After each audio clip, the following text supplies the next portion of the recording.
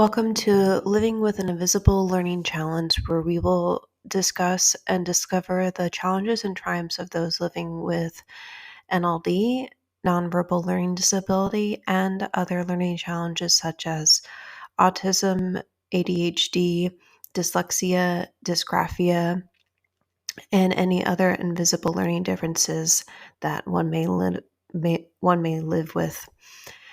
And I like to interview individuals as well who live with various learning challenges. So if you know anybody, please point me their way, or if you are that individual, I would love to interview you on various topics. So please let me know. And I welcome you to this podcast. Also, I have podcast swag on Markful. I believe that's the name of the website I'm using now. I also have it on Redbubble. I'll give you the links in the description for this podcast episode, and you can take a look. Both websites have different prices, and they have some discounts going on also. And one has t-shirts and some apparel that you can buy and some drinkware. So see which one you would like better. Okay, happy Friday. I am redoing the Inner Social Critic NLD episode because for some reason when I tried to do that a couple weeks ago, it didn't record properly. So sorry about that. Do you often have challenges with not questioning whether a social interaction went well or not because of your inner critic? Does your inner critic stop you from creating a new relationship or new relationships because you remember the last time you did that and how it turned out? Or maybe you're hesitant to go deeper into an existing relationship because you like the status of it and don't want to ruin it.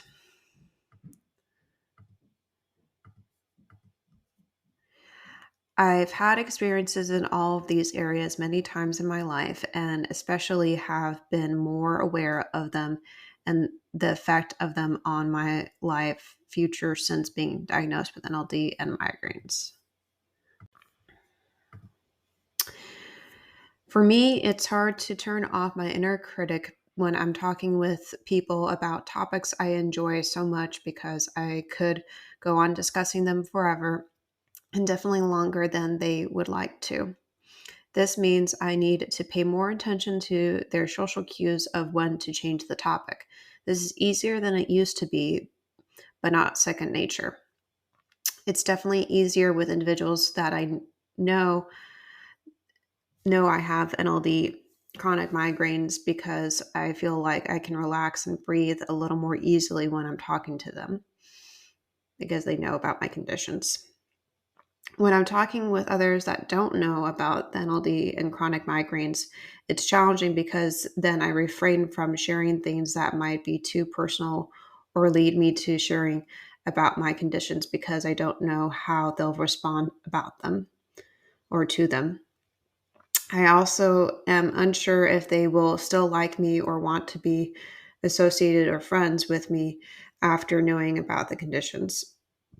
That's true for me because I don't really like having NLD and chronic migraines all the time. Yes, they do make me who I am and are the reason this podcast exists, but it can be very frustrating, exhausting, and annoying for me and my family and friends around me because sometimes I snap at them in a negative tone when I'm in pain or get annoyed when they said the same thing over and over to me again. I have to take deep breaths and remember that they don't recall things they say to me as easily as I do and may not know I'm in pain because I can hide or mask it so well after being used to it for 10 years. Even though that is true, it doesn't mean I enjoy being in pain or am ready to give up trying new solutions to my issues. But it does mean that I'm ready for them to work and tired of them working for a little bit and not working anymore. It is so frustrating when that happens with NLD and chronic migraine treatments. It's like I'm on an endless hamster wheel of being a lab rat for chronic pain or migraine treatments, and also one for my NLD challenges with visual, spatial, social, and relationship issues. That sometimes I'm like, I just want to take a break and reevaluate, is this really what I want for myself?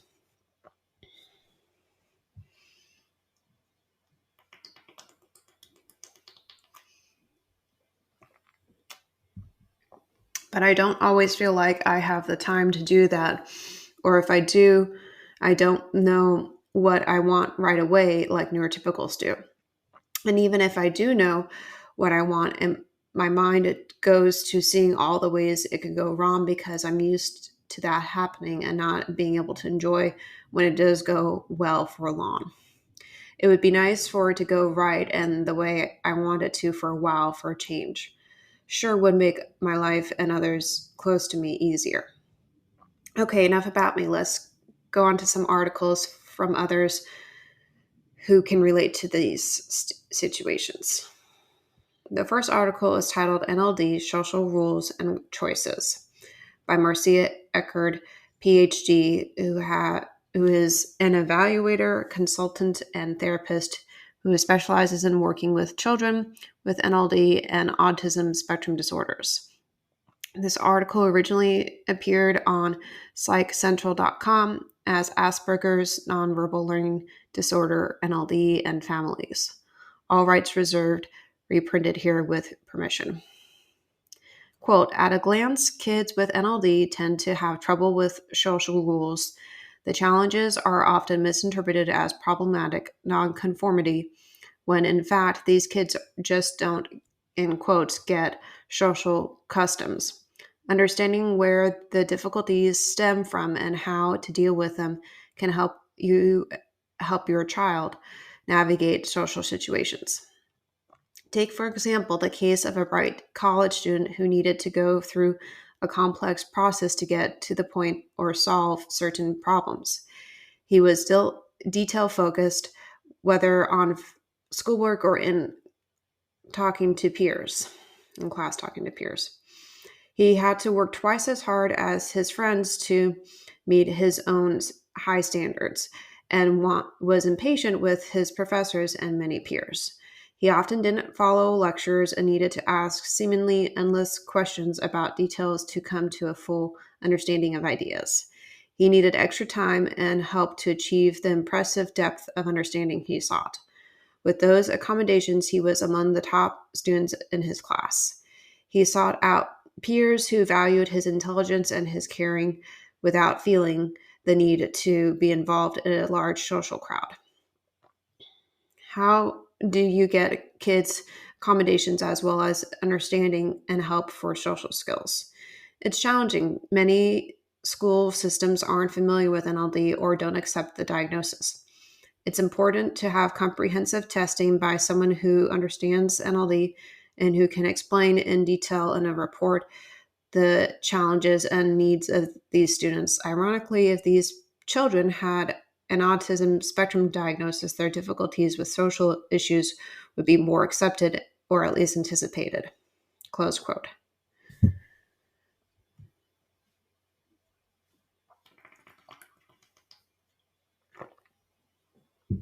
So, my thoughts about that quote and article would be, for me, I can understand why it was hard for that particular student in college because I had that issue as well. I had a hard time academically and a hard time making friends because I was still kind of figuring out who I was and what it felt like to have NLD because that's when I got diagnosed. So it was easier for me to make friends if they knew about NLD, just like it is now. If they knew about me having it, and usually they didn't know what it was, so I had to kind of describe it to them, which was a little tricky because, like I said, I was still figuring out what it was for me. And luckily, I got my accommodations pretty easily, and my professors were willing to um, let me have my accommodations, which is good because I know sometimes that is challenging in college for other students. So the next article is titled, Is Your Inner Critic to Blame for Your Social Anxiety by Noah Kleiman. Um, and this is from December of 2021. Quote, although it seems plain, mean, and cruel, the inner critic serves many purposes. It actually comes from a well-intentioned place that's trying to protect you from being rejected, abandoned, or complacent. For example, many people's inner critic manifests as perfectionism by telling you that something is not good enough. The inner critic tries to motivate you to strive for perfection to avoid failure and disappointment.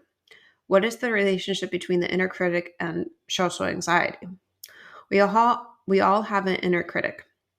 However, for those with social anxiety, the voice of the inner critic is especially loud. It tries particularly hard to keep those with social anxiety from facing social rejection. Therefore, the key to beating social anxiety is developing a way to work with the inner critic while simultaneously cultivating the strength of your inner compassionate voice. How to cultivate your compassionate voice to be as strong as your inner critic. Recognize it, begin to notice that your inner critic tells you in various situations. Um, Sorry, I lost my place. Um, Recognize it, begin to notice that your inner critic tells you in various situations. This requires being mindful of your thoughts. Name it, get in the habit of labeling the voice as soon as you recognize it. Say, that's my inner critic again. Think it. Recognize that a lot, although it may not seem like it, the inner critic is likely coming from a well intended place. Challenge it. Once you recognize the voice and name it accordingly, it's time to challenge it. Ask yourself, is what my inner critic is saying entirely true? And what are the effects of believing what the inner critic has to say? Replace it with compassion. In the same way that we all have an inner critic, we also have a compassionate voice. However, most of us have overdeveloped inner critics and underdeveloped compassionate voices. Close quote. So I think that was a really good advice in the article to try to get comfortable with your inner critic, is basically what it was saying, and to catch yourself and basically talk to yourself and say, hey, that's my critic saying I am not doing very well in this conversation, when in fact you might be doing better than you think you are. And maybe you're overanalyzing it or beating up yourself too much. So just kind of notice it and call it out, and try to turn it into a positive um, tone or compliment, instead of being negative. That's what it's basically saying.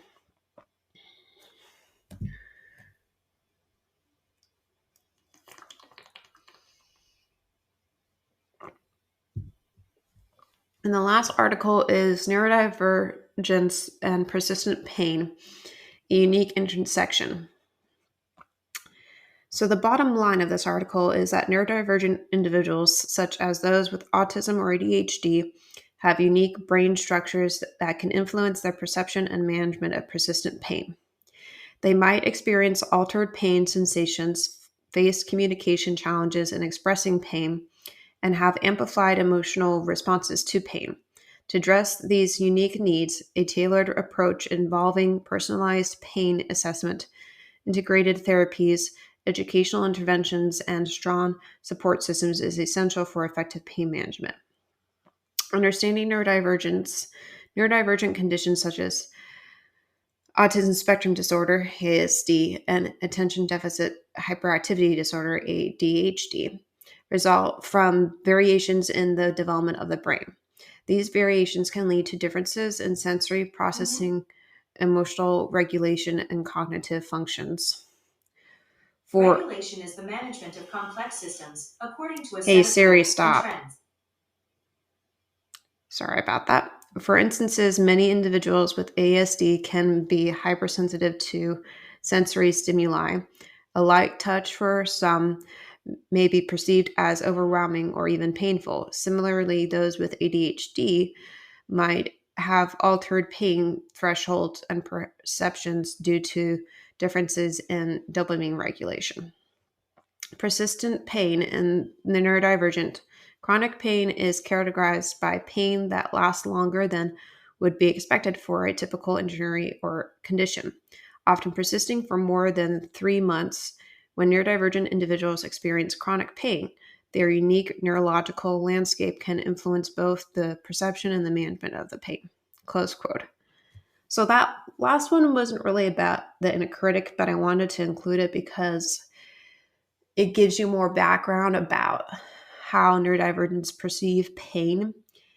And I would say pain can also come up when you're interacting in social interactions. You know, maybe if you were bullied by somebody and beat up physically by them, you and you're neurodivergent, you're going to perceive that pain differently than a neurotypical would.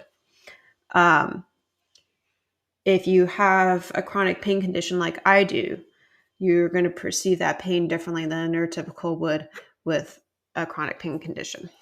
Um, so I hope this episode was helpful for you, and that you were able to relate to it in some way and that you can share with your friends and family.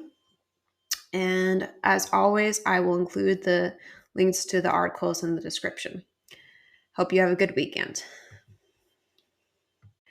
I also want to take time to let you know that this podcast is sponsored by Spotify. And if you would like to support this podcast and keep it going, you can donate through Spotify or you can donate through Patreon, which is also a sponsor for podcasts. And on Patreon, I started to put different material up there. For $5, you can get some episodes that don't have any ads to it. And for $10, you can get the same episode along with the transcript for it, at least the link to it that is on my website. And you can listen to the episode while you read along to it. And also, BetterHelp sponsors this podcast. And BetterHelp is an online therapy program that has helped millions of people get out of whatever situation that they may be in that it requires therapy, whether that's depression or anxiety, or maybe they're going through a difficult period with being a healing from something in their past that happened. I know for myself, I've been in 8 years of therapy with a different online program than BetterHelp, but I can speak in general terms that therapy is very effective and can help you change your life around for the better. It certainly has done that for mine. And I provide all the links for these sponsorships in the podcast description if you want to check them out. Thank you. I hope that episode was well worth it for you to listen to and that you were able to take something away from it, even if you don't have a learning challenge, or if you do. I hope it was extra worthwhile for you so that you are able to learn something and maybe journal and jot down some few takeaways so that the next time you experience that challenge yourself, you're able to learn how to breathe through it more easily, or maybe not have a meltdown or a tantrum, or be able to take away more learning from it and not make the same mistake twice, and be able to also help somebody else go through that experience if you have a friend who has a learning difference and you are neurotypical. So I hope you will be able to have some experiences in your life now that you have listened to this episode.